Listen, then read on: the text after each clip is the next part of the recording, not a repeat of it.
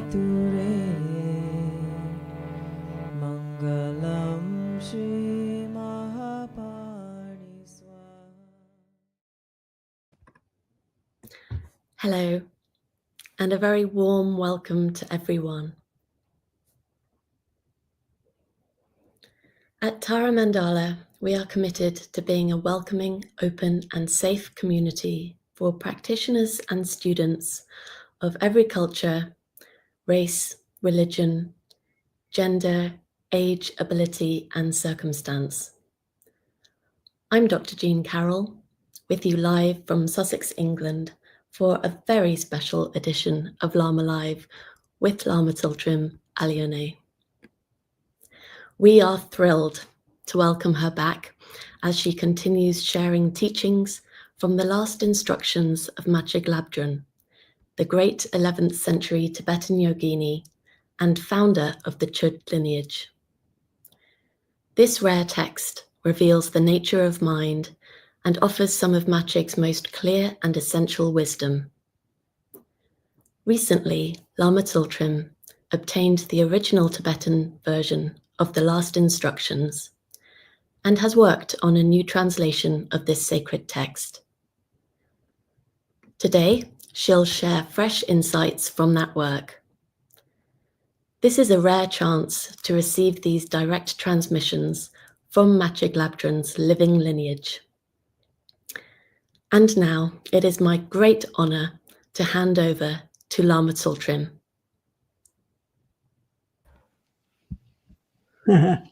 Hello, thank you, Jean. Welcome, everyone. I hope you're all well. I am back in the saddle. This chair is my saddle. The last time I met with you was in April, so quite a while ago. And I began at that time to go over this text called Machig's Last Instructions, which is translated in a book called Machig Labdrön and the Foundations of Chöd from Jerome Du. It's a great book, actually.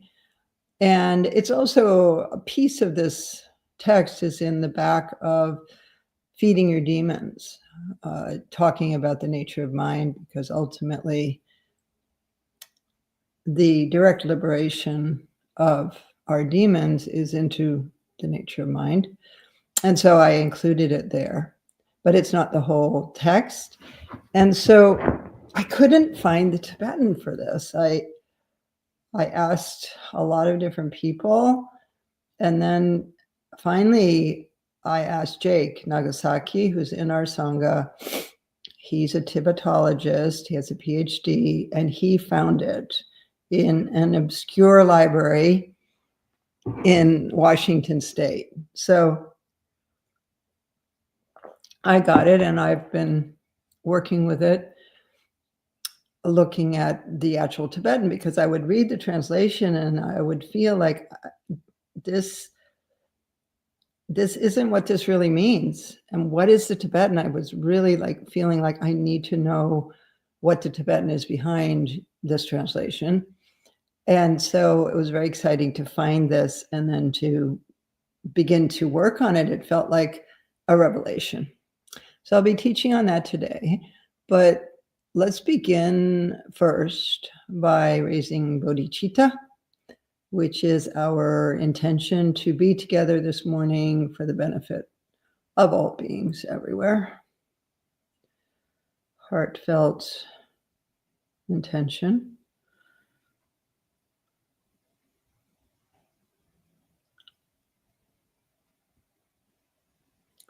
Recognizing the suffering of beings. I think we all know people in our immediate lives that are suffering. And we also are aware of the global suffering that is experienced in the world now. And so when we generate bodhicitta, we're thinking about that, those suffering beings, including ourselves. But really, bodhicitta is going beyond the self and recognizing the needs of others and generating the intention to practice or to learn, to dedicate our lives to benefiting those beings. So let's first tune into their suffering.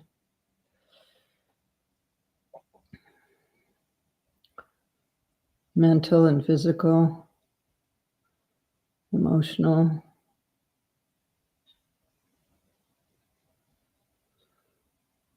And then spontaneously develop the longing to help them.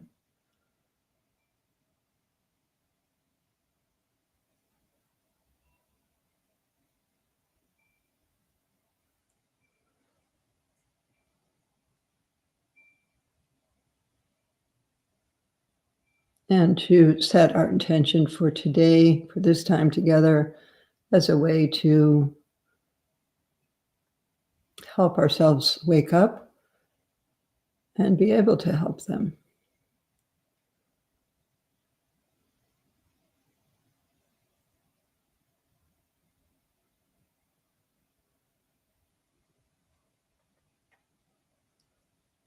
Thank you. So I'd also like to begin with a meditation. We usually have a meditation at the beginning of Lama Live. So we'll do a short meditation, landing us here together.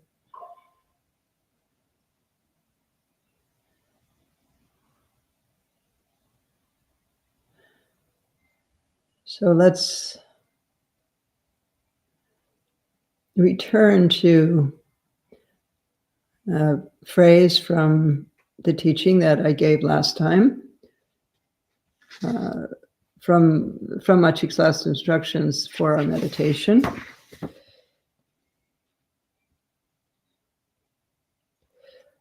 So likewise, when mind turns to look at itself, or when awareness gazes into awareness itself, or when mind contemplates the nature of mind, or when mind directly perceives its own nature, those are all translations for the same Tibetan. The waves of conceptual thoughts subside. Okay, so let's do that for our meditation. So when mind looks at mind, or when mind observes its own nature, so you have your thinking mind that's listening to me speak, developing concepts, grasping at things that you like or don't like.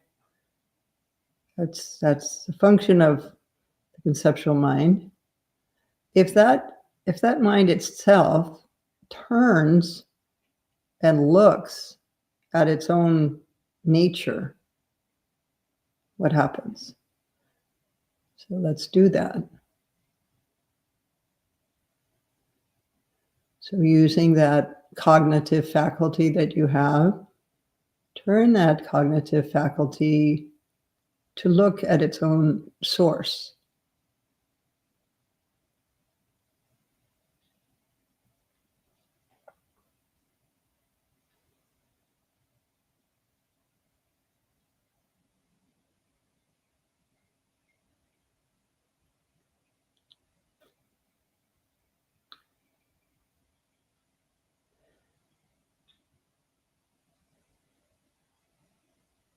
What is the nature of this mind?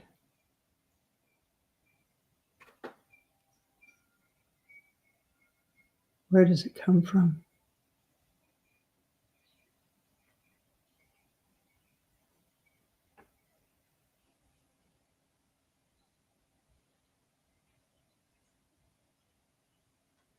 And notice as you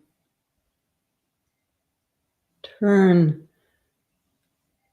the mind to look at itself, or one of the phrases that's used in Tibetan is to recognize your own face. What happens?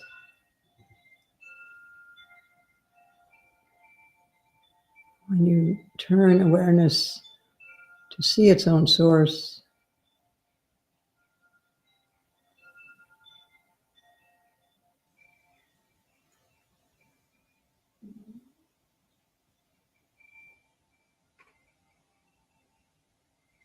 you don't find anything. You don't find a thing, right? So in that very not finding, that is empty yet cognizant, empty yet aware, rest.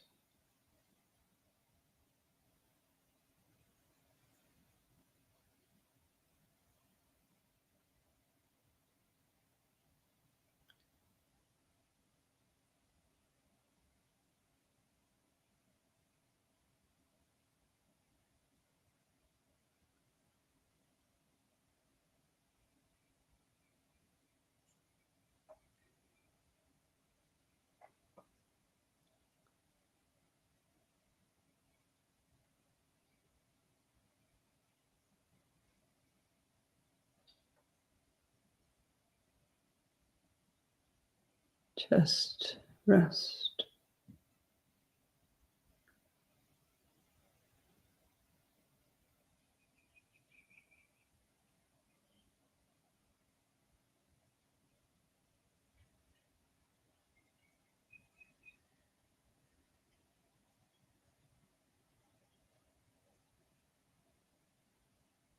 And if your mind wanders,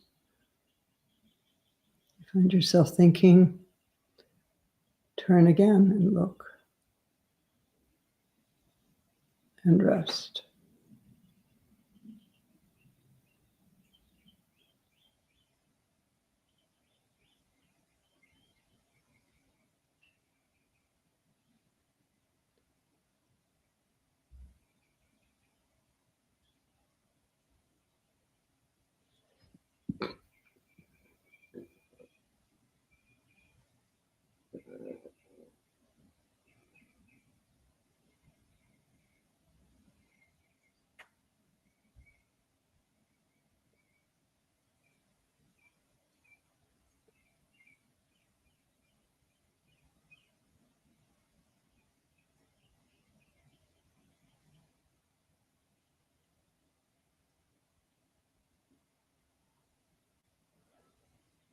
That's good.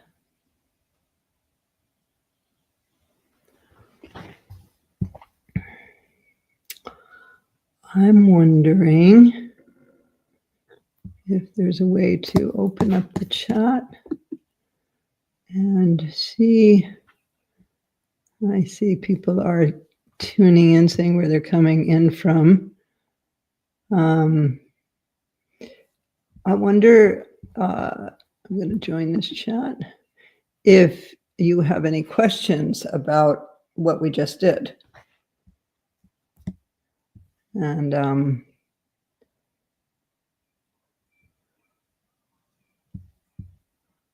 think I can connect.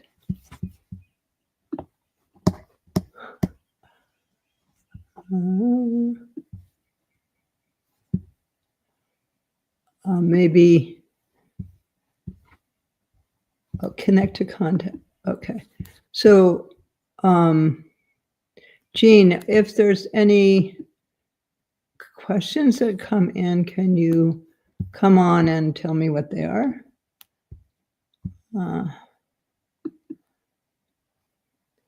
Okay, here's one. Please say more about turning in. Yeah, so sometimes people think this is literal. Like I taught it once and I was like, I said, turn your mind back to look at itself. And then she said, well, how far do I have to turn it back? Is it behind me or is it in my body or where is it? So that's way too literal.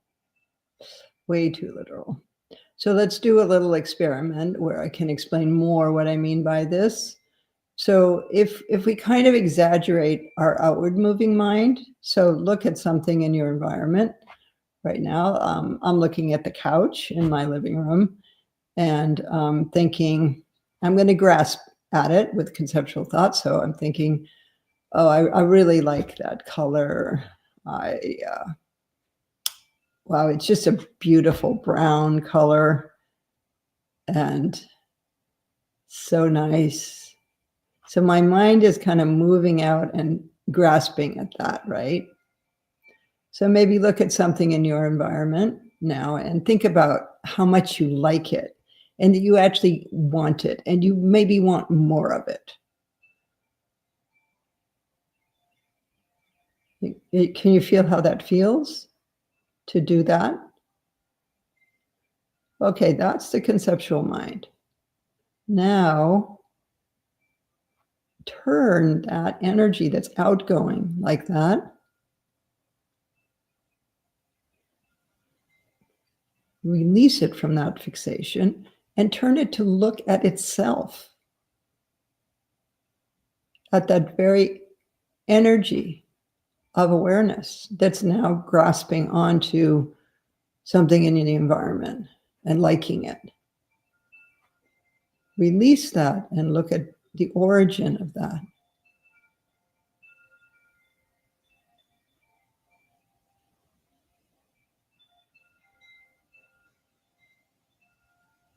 And what happens when you do that, what happens? You write it in the chat and tell me what happens.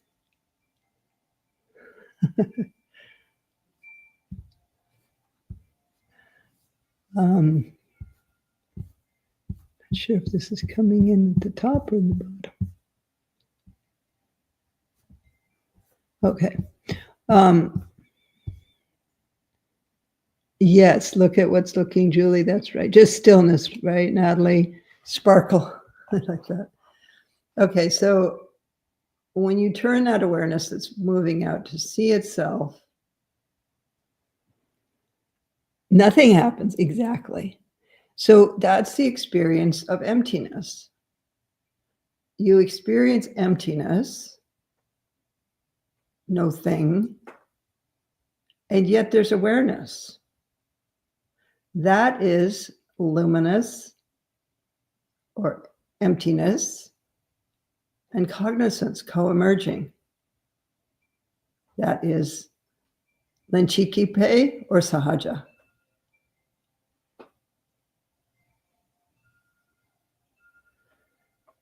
That is the nature of mind. Okay, let's try it again.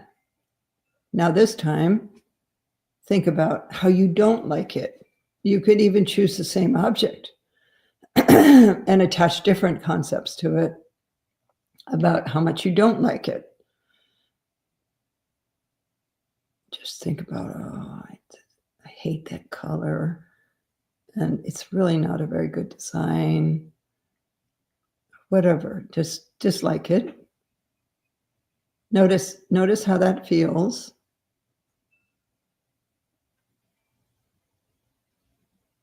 Now turn that disliking, outward moving energy to look at its own face or its own origin. And do you feel a vast space open? That is nothing, it's no thing, yet there's awareness.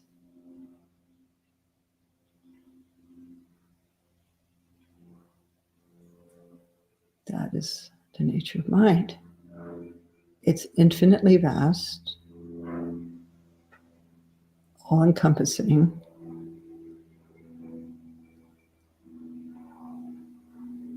It has a quality of awareness. And when you're really in that, this emptiness of phenomena, emptiness of self, And you may experience sensation in your physical body of bliss. Because bliss co-emerges with emptiness. Detong in Tibetan.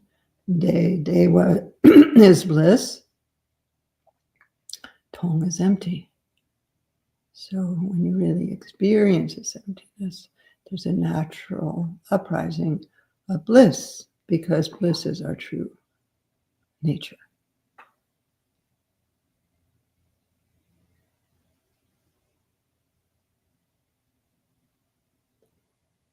Yeah. Let's see what you're saying here. Conditioning, looking at the unconditioned nature.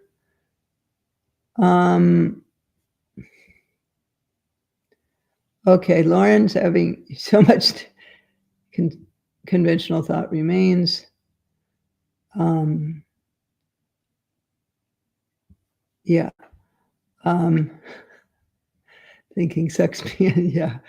Yeah, this is a practice. This is a practice. You're not going to all of a sudden just be able to do it and sort of rest in that.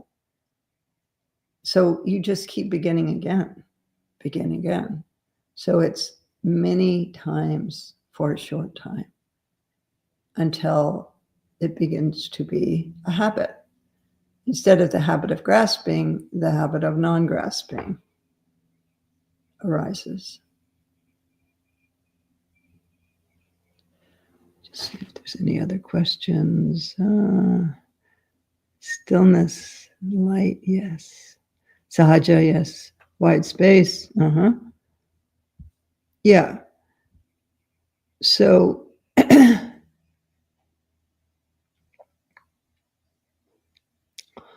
yeah. So this is the essence of what this whole teaching that Machig Labdrön is giving is about. It's about this process. So the last time I began with talking about Machig Labdrön a little bit, and then her definition of Mahamudra, Chakyachembo. And then she pretty quickly launches into teachings on the nature of mind. So she says,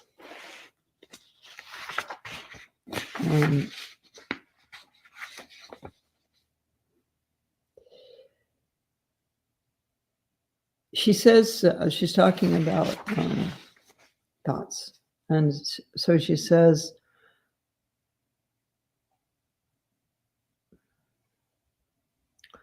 to leave it as it is. So there's a word in Tibetan called macho. Majo nukma tuk la shuk. And so majo is actually a wonderful word. Sometimes I give this as a name when I give refuge names, because it means unfabricated or uncorrected, not messed with. So we usually mess with everything. We don't just leave it as it is. One of the analogies that's used traditionally is old dog. You know how an old dog just flops on the ground? And there's almost a feeling like I don't have the energy in me to do anything. I'm just flopped. So when the mind is flopped, is released like that, and there isn't that compulsive energy to grasp, which, like the old dog, is kind of given up. So in a way, you've given up. Then there's a deep, vast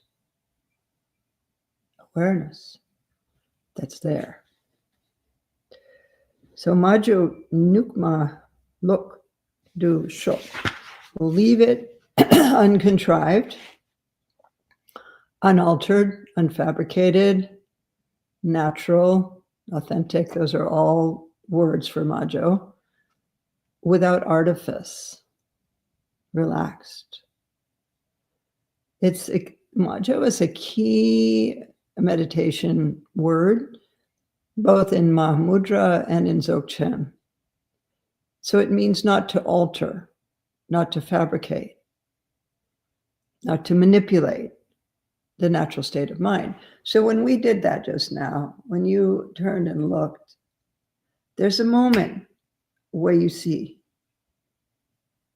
where the mind, the nature of the mind is seen, and it's vast, and it's empty, and yet there's presence in it.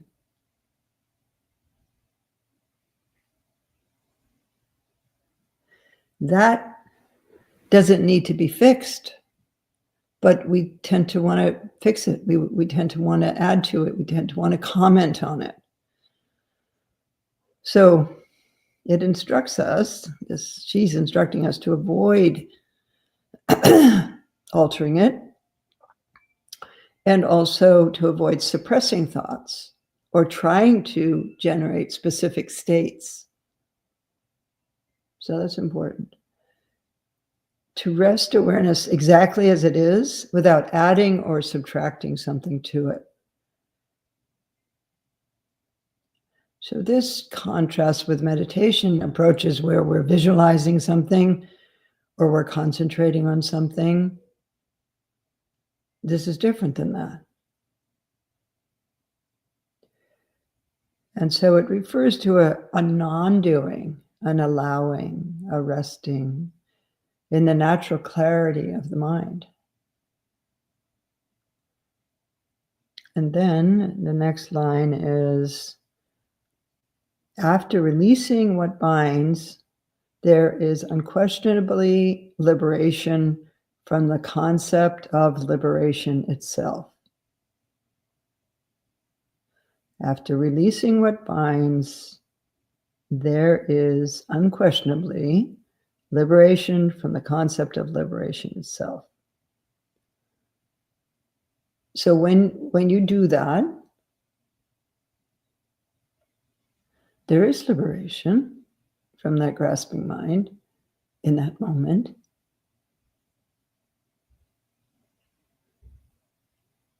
But you might want to add on to that and think, oh, this is liberation. I'm free. And that is that old mind back again. So then you look again and rest. And then, for example, this is the next line. For example, when looking into the center of the sky, all seeing ceases. Or another way to translate that is, just as when looking into the expanse of the sky, all visual cognition ceases. Then, likewise, when mind looks at itself, all conceptual thoughts cease and enlightenment is attained.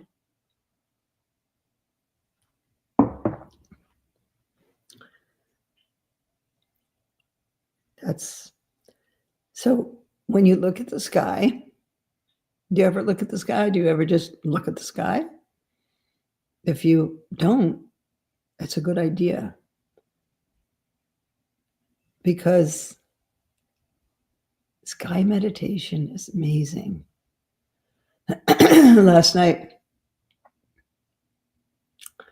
I was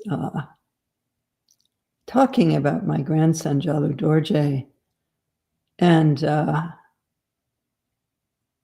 Sue actually remembered this thing that he did 2024, where he built a Lego thing, like a little square thing. And then he brought it over to me, and I said, what is it? And he said, it's a retreat cabin. I said, who is it for? And he said, for Momo. That's my name. And then he explained it. And it had a staircase going up to the roof. And he said, it has a flat roof. And then it had kind of like a couch up there. And he said, that's for sky meditation. This is like, he was like, I don't know, 4, 5 at the time. Sky meditation. So if you come to Tara Mandala this summer, every morning we go up onto a ridge and we look at the sky and we do this practice. So when you look at the sky, the reason why the sky is like a metaphor is because the sky isn't a thing. And yet things like clouds appear in the sky. And so she talks about that also. Likewise, when mind looks at itself, all conceptual thoughts cease and enlightenment is attained, just as the clouds in the sky dissolve into the sky itself. Have you ever had that experience? Where you're looking at the sky and you're looking at a cloud and then all of a sudden it's just gone. Nothing did anything. It's just gone. So, for example, masses of clouds in the sky dissolve back into the sky itself, or as when clouds in the expanse of space dissolve into space itself. It hasn't gone anywhere, or they haven't gone anywhere, yet there is no not going. So, see how he has that in the original.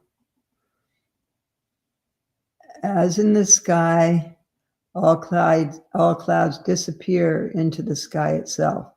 Wherever they go nowhere. Wherever they are nowhere. So, the actual Tibetan says, it has not gone anywhere, yet there is no not going. So, what does that mean? It has not gone anywhere, yet there's no not going. Because if we add not going to this immediate dissolving, which is a metaphor for the way our thoughts dissolve when we turn mind to look at mind, then that becomes a thing. It becomes the thing of not going.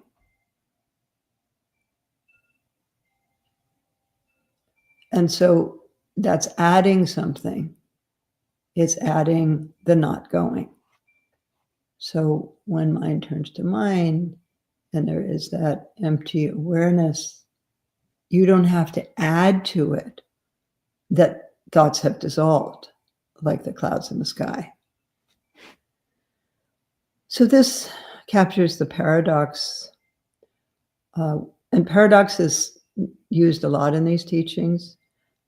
The paradox that the mind is beyond all conceptual frameworks, including even negation of concepts.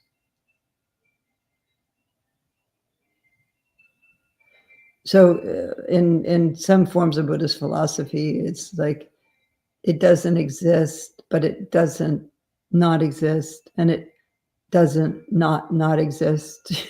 Like it keeps adding these layers of how we, when we break into this openness beyond concepts, we want to make that a concept.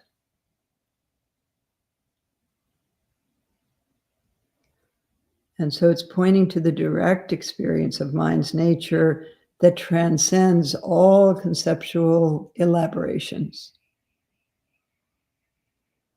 Even sophisticated philosophical ones that try to negate conventional understanding.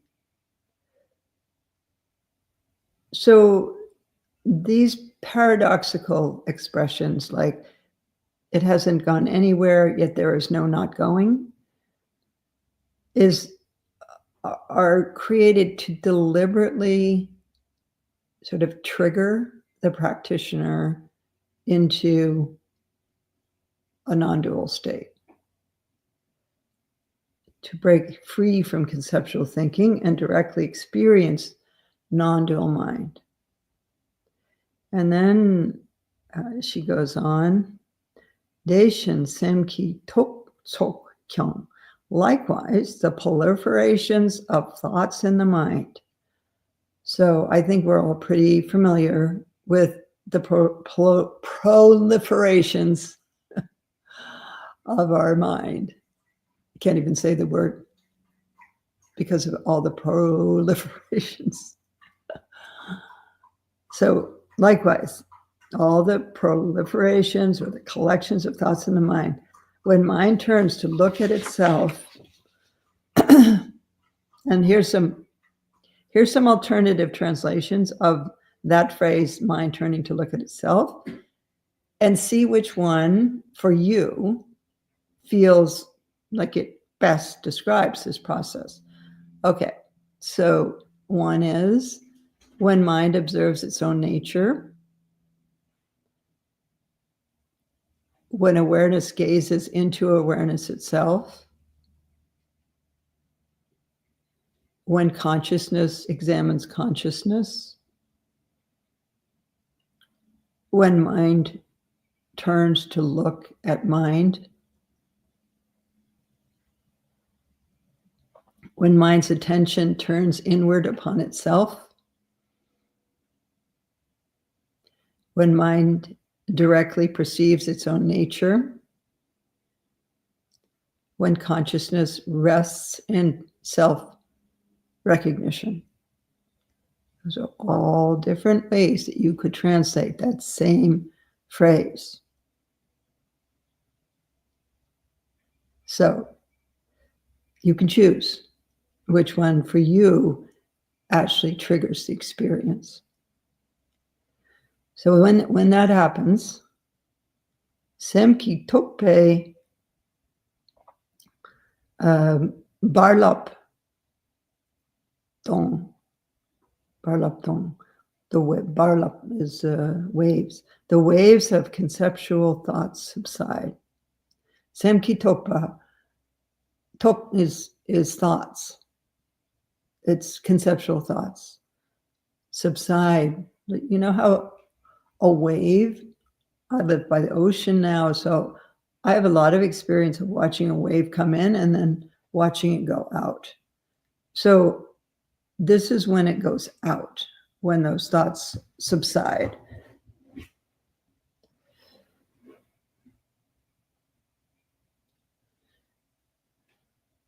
For example, the empty sky. Perna Namke Tongbala. So that's, for example, the empty sky. Namka is sky and Tongma is empty. The empty sky is beyond color, reflection, and form. Kado, Zuk, Nyen, Chingle De. So, Le De means to transcend or beyond, or sort of, beyond.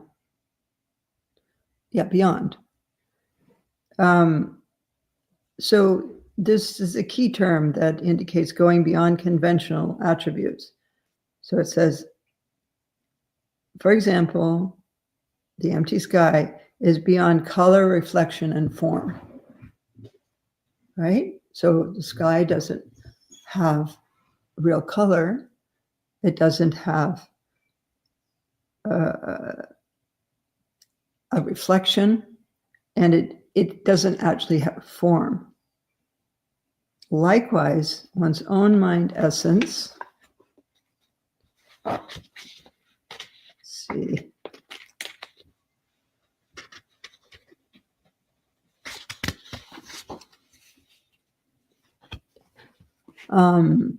Mind's essence is semni, So this is a good term to learn. So sem is mind, and then semni is nature of mind, or mind's essence, or mind itself.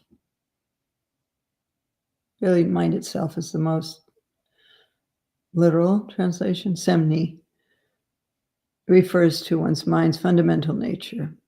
One's semni is free from form, color, or shape.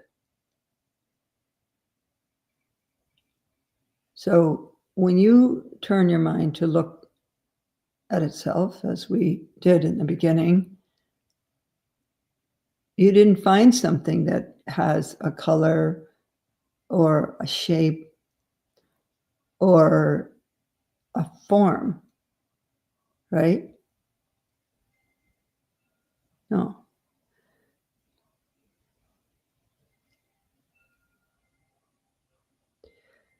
And then another example. Pena means example. Nima is the sun. Ningpodi. For example, the essential nature of the sun, or the heart of the sun's essence, which is a metaphor for luminous awareness. Kalpe mumpe drip mi nu. Eons of samsara cannot obscure it. So the sun is always there. Even if there's clouds in front of it, it's not like the sun is not there. We think, I mean, it's sort of our conventional way of thinking when there's clouds is almost like there is no sun. But the sun is just obscured by the clouds. And so what she's saying is that in the same way that the heart of the sun, or the essence of the sun, is always there, eons of samsara cannot obscure it. So even if we have been caught in delusion for many, many lifetimes, this luminous, open, vast awareness has always been there, and it's there right now. Whether we recognize it or not, whether there are clouds in front of it or not, it's always there. And no matter how caught we are in samsara, it's always there.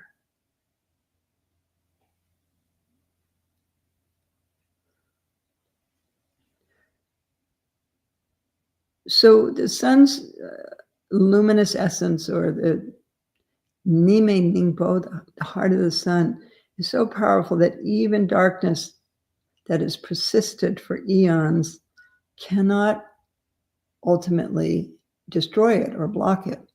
It's always there. And that's a beautiful thing to know. And also to know about all beings.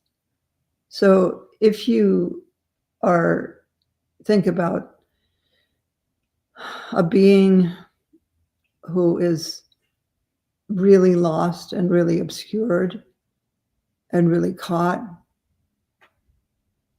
maybe someone that you hear about in the news or whatever, you might think, oh, well, that person doesn't have this. But they do. They have it.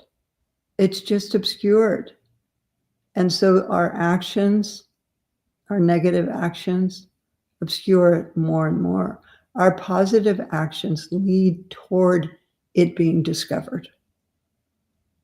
And that's why we have to accumulate merit as part of our path. When you do positive things, it's kind of like you're pulling away those clouds. When you do negative things, you're gathering them, coming more together. So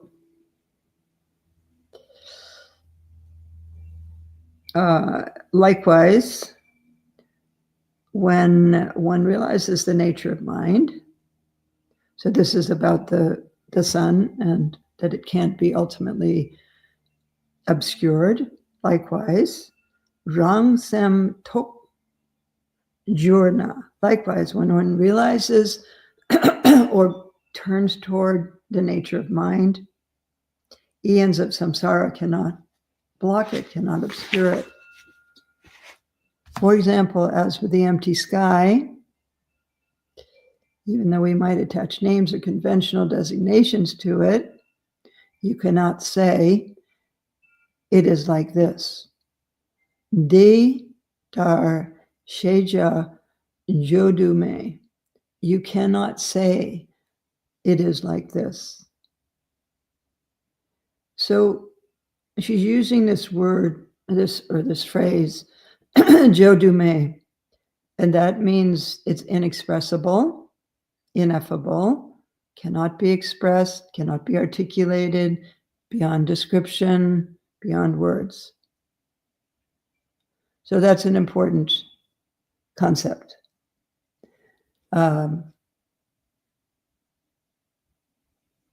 Well, I mean, hopefully it's not a concept. It's an experience. But so let's try this again. So let's turn awareness to look at itself.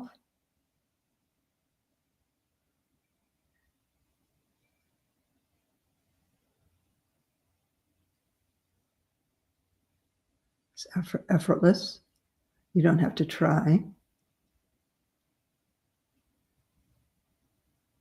Just turn, look, rest. So that experience that you just had in that moment, can you put it into words? I mean, we tried a little while ago, people came up with some words, but really when you're in that experience, you're not experiencing words, right?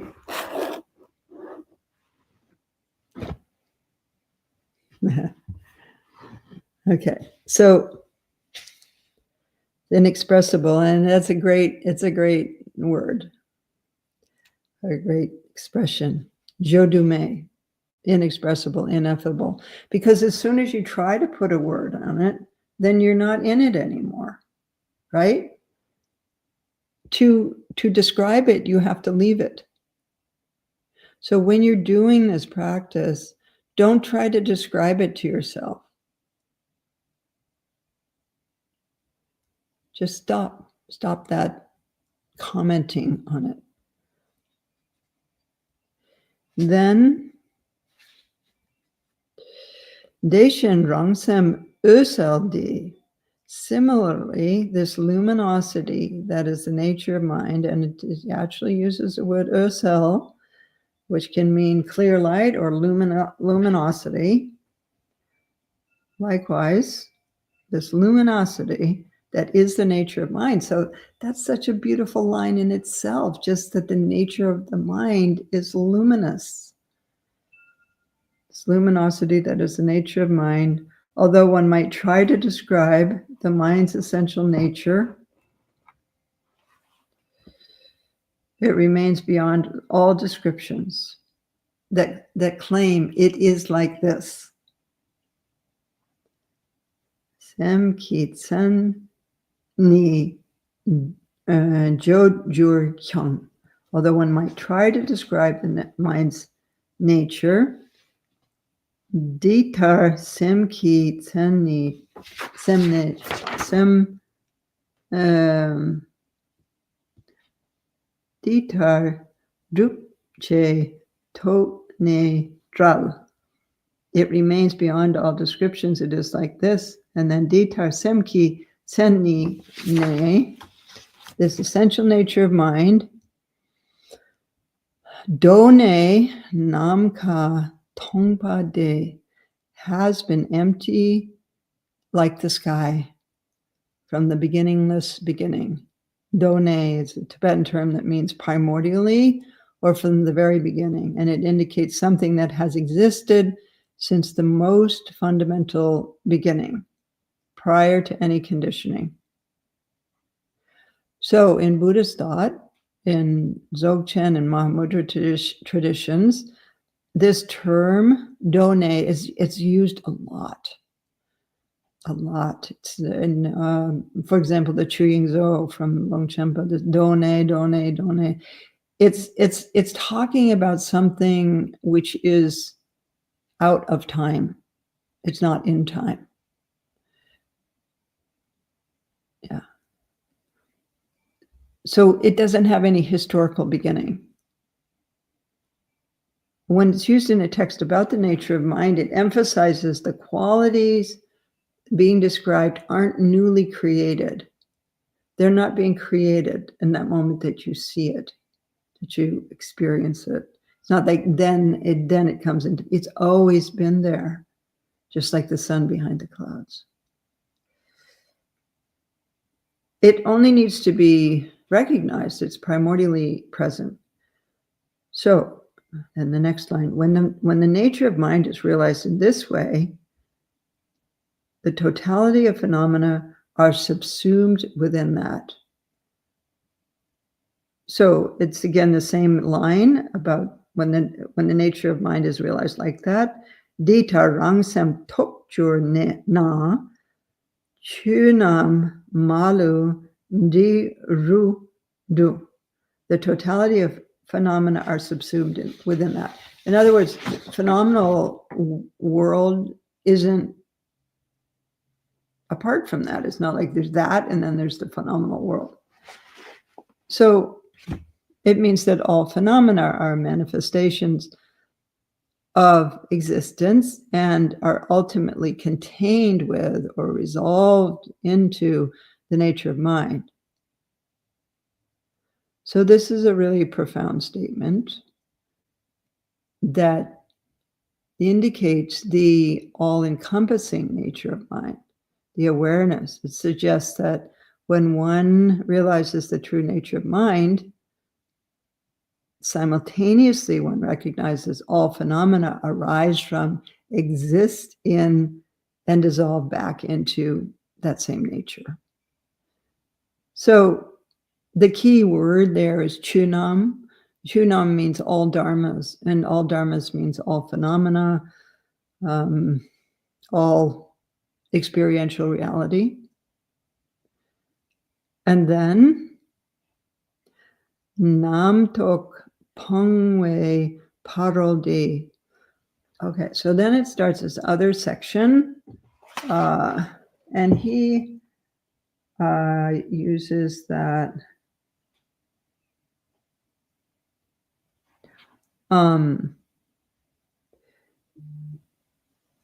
He uses this words. Once discursive thoughts are totally abandoned, Dharmakaya is no other than that. So this is one of those cases where I was like, that doesn't make sense to me. The translation didn't really make sense. And I was like, what is the Tibetan for this? Once discursive thoughts are totally abandoned. This word abandoned, I was like, really? Is that really the Tibetan for this? It's not. It's not. Because it's paro. And paro means, paro is the same word as paramita, paro jichimba. So it means the other shore of, or beyond. So on the other shore, beyond conceptual thoughts, not abandoning conceptual thoughts, on the other shore, when conceptual thoughts are naturally released, that's what it means, not abandoned, naturally released. Chuku chawar plokname. Dharmakaya is not separate from that. So there's no Dharmakaya elsewhere. It's not like you have this experience of release or of being in the other shore, and then somewhere over here in a separate place is Dharmakaya. Dharmakaya is that moment of release, is that experience that you have in the moment of release, when you're paro, when you're at the other shore of discursive thoughts, that is Dharmakaya. You see how different that is than the translation of once discursive thoughts are totally abandoned, Dharmakaya is no other than that. That's really different.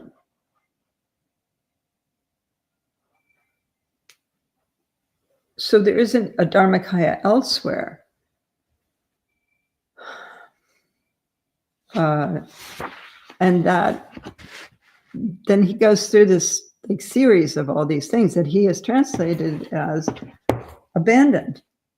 You know, once this is abandoned, then this. So the next thing is when the 5 poisons are abandoned, he says, but the real translation is paro, and that means naturally released. So when the 5 poisons are naturally released, yeshe nga polok na me. So the yeshe na is the 5 poisons, the 5 wisdoms. So when the 5 poisons, which are ignorance, anger, pride, desire, and jealousy, when those are paro, on the other shore of those, or naturally released, not abandoned, because see, the problem with abandon is it's like you're pushing something away. I'm leaving. I'm abandoning that. This isn't that. This is a natural release. When those, let's say, anger is naturally released, then the wisdom of mirror-like wisdom is right there. It's not that something has to be developed. It's right there. In the same way as the previous one, once the thoughts are naturally released, Dharmakaya is right there. And so this is so important. It's such an important difference, because it's this sense of this spontaneous, immediate liberation that takes place as soon as this natural release. And so you might think, well, what is that? How do I do that? Well, you did it when you turned awareness to look at itself. After grasping at whatever you were looking at, there was a natural release. You didn't abandon that. You didn't like force that away. You naturally released it. And there's was the awareness. And so that's what this is saying. So mirror-like wisdom is what's experienced when anger is released. And the wisdom of equanimity or equality is what's experienced when we release pride. And the wisdom of discernment or discriminating awareness wisdom is what's naturally experienced when we release desire or grasping. And all-accomplishing wisdom is what's experienced when we release competitiveness and jealousy. And the wisdom of Dharmadhatu or totality is what is experienced when we release ignorance, not seeing, the blockage to seeing. So those 5 wisdoms are right there. So I think we'll leave this here for today. I was just trying to see the time. We're right at time. With the 5 wisdoms, And maybe we'll just keep it for a minute and see if there's any questions that have come up during this. Yes, Maureen, we should give up like an old dog. Have you ever been just so tired that you just kind of can't do something? Yeah.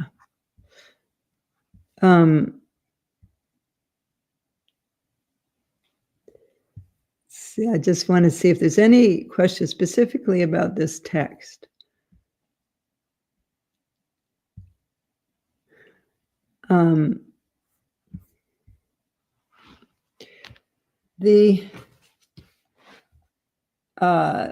The text goes on, and so I'll continue this. At some point, I'm kind of playing it by ear now, you know, how I feel and what's happening, of when I can come and be with you. Yeah, Cindy, I was just thinking, she's saying, are there any retreats where we can practice this teaching?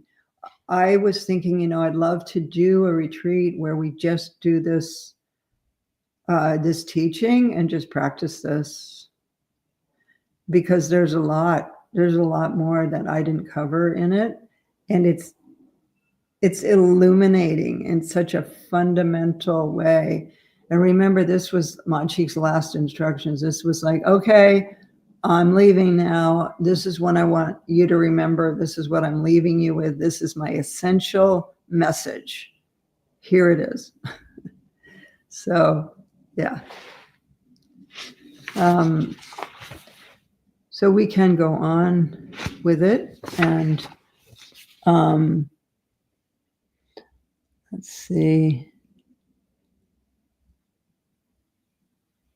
Is this a new perspective on the Sahaja retreat? Yes. Yeah, I mean, what I discovered is that the word Sahaja, which I got really fascinated with a couple of years ago and started to research, it's in this. I talked about that last time. It's right in the beginning of Machig's last instruction. She uses the word Sahaja. So that was another kind of like, pong moment for me when I got the Tibetan. It was like, she's saying Sahaja, she taught Sahaja. How can you describe illuminating as a Buddhist dimension of experience or state? Well, so illuminating or luminosity is that clarity, that awareness, the cognizance that's present. So when you turn mind to look at mind, you don't experience a thing. So there is that, the vastness, the before the beginning, the beginningless. But there is something that is experiencing that. That is the luminosity. That is the clarity, the cognizance, the knowing. It's not just empty. It's also clear. And the quality of that is luminosity. It's light. And light is what forms our world. Phenomenal world. So it's luminous and empty. Yeah. And it cannot be explained, this ineffableness. That's important, even though, of course, here I am trying to explain it. And that's what all the teachings on the subject of nature of mind are doing. They're trying to use words to explain what is beyond words, and use words to take you to the experience that is beyond words. So I hope you enjoyed this little journey into the world beyond words.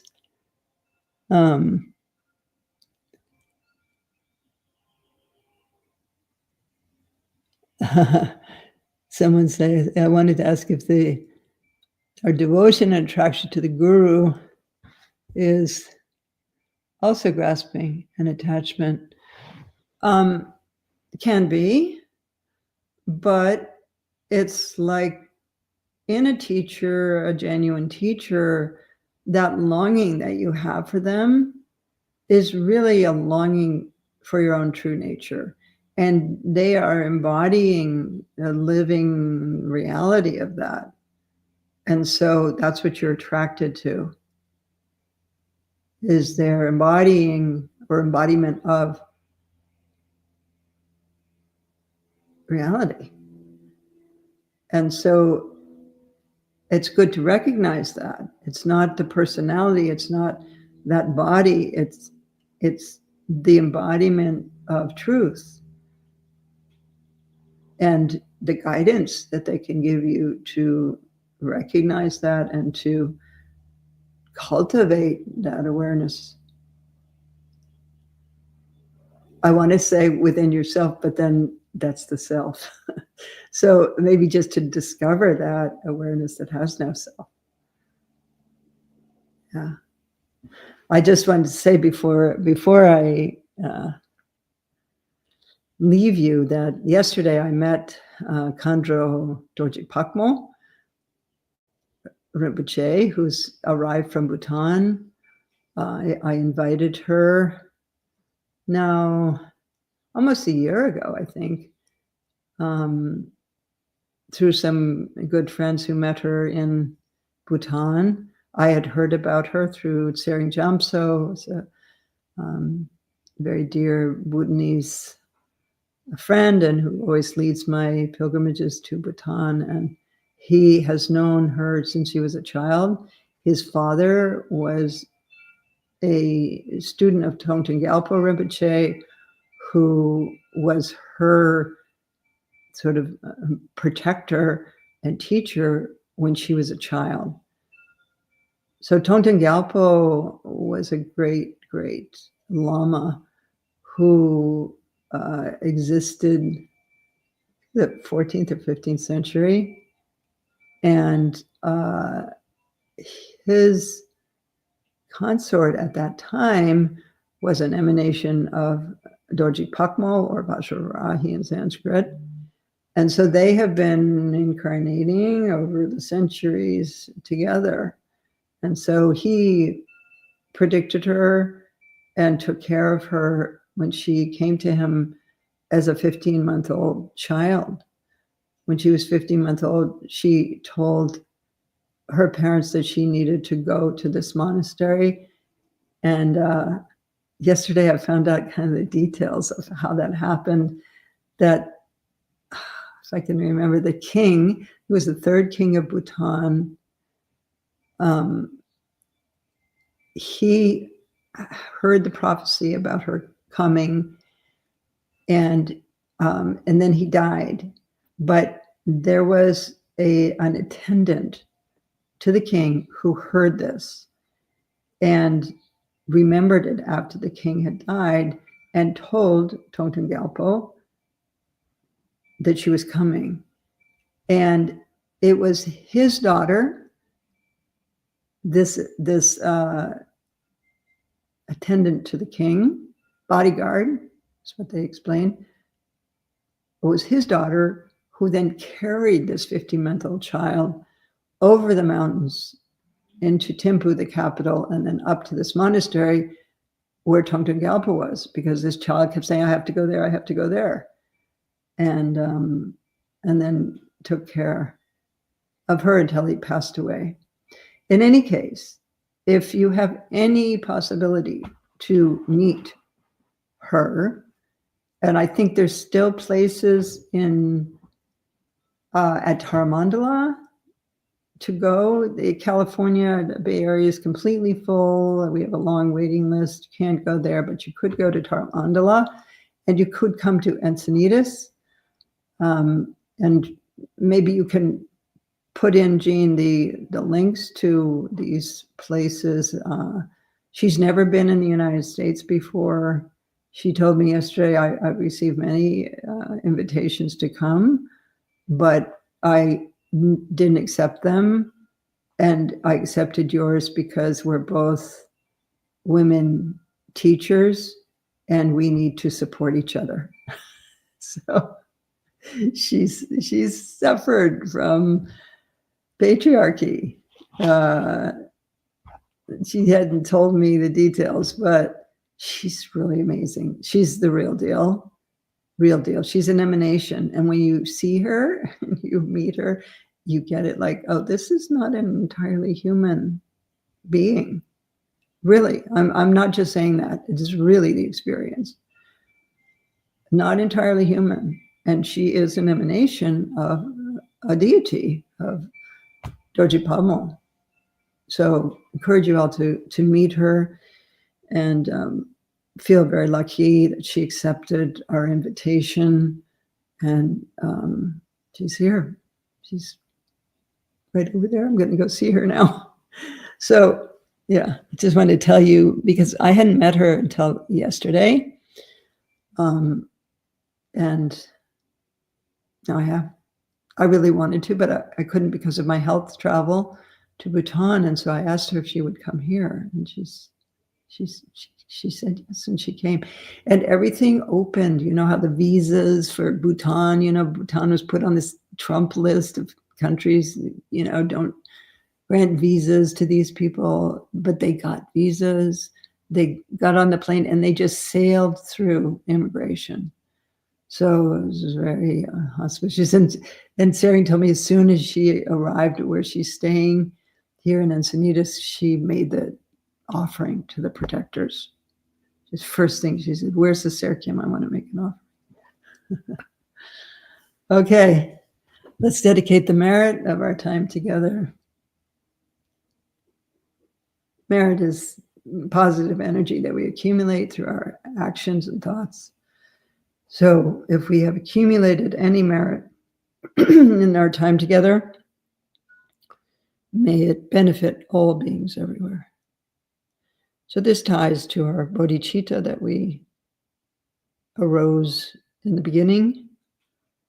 And we take that aspiration and its results, and we offer it to all beings everywhere.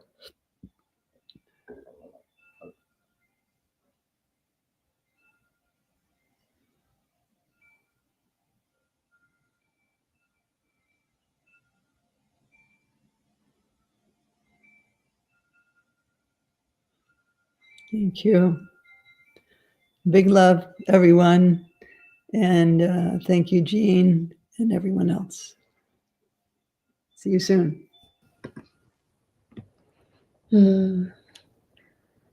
Thank you, Lama, for your very clear and direct, practical guidance today. I think I managed about 7 seconds of expansive awareness, which is more than I had before. So thank you for that. And there are some fascinating comments in the chat and lots of love for you. So on behalf of all of us, thank you, Lama La. Now Power Dorje will kindly lead us in Lama Tsultrim's long life prayer.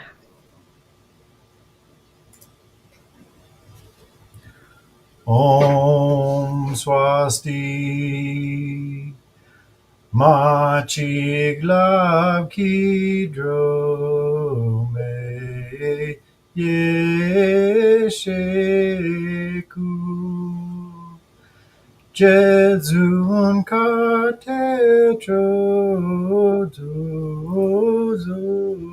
Zema Jetsun Lama Tsultrim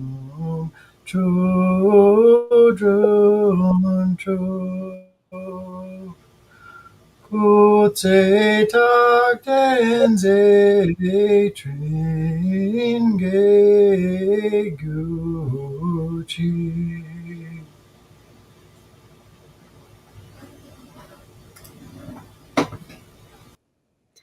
Thank you, Power Dorje.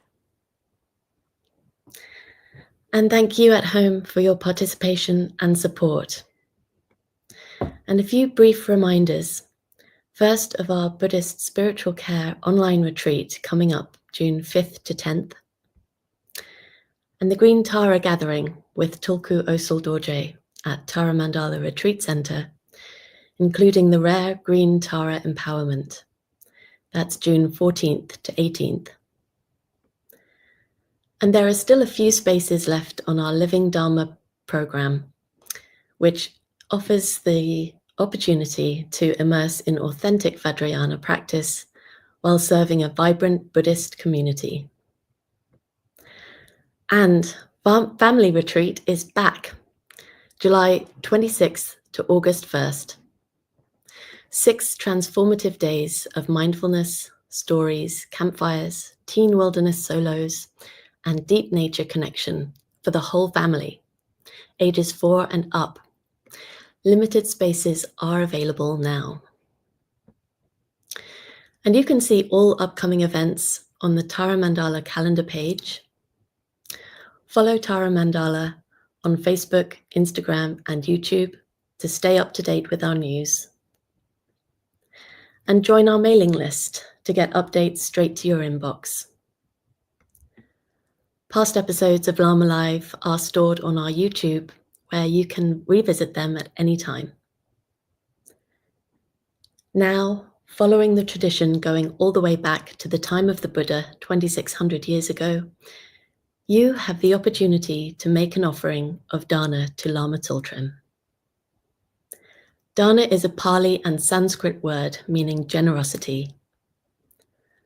Offering dana creates an auspicious connection and is a beautiful expression of the interdependence between teacher and student.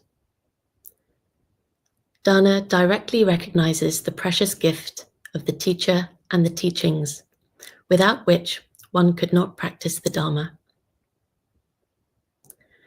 To offer dana to Lama Tsultrim, please follow the link in the chat now. And now, all that remains is for me to wish you farewell, and we hope to see you at the next Lama Live next week with Dorje Lopan Chandra Easton and Chupan Anna Reithel on June 1st. We hope to see you there. Om tare tu re, Mangalam Shri Mahapani Swaha. Om tare tu re, Mangalam Shri Mahapani Swaha. Om tare tu re, Mangalam Shri Mahapani Swaha. Om tare tu re.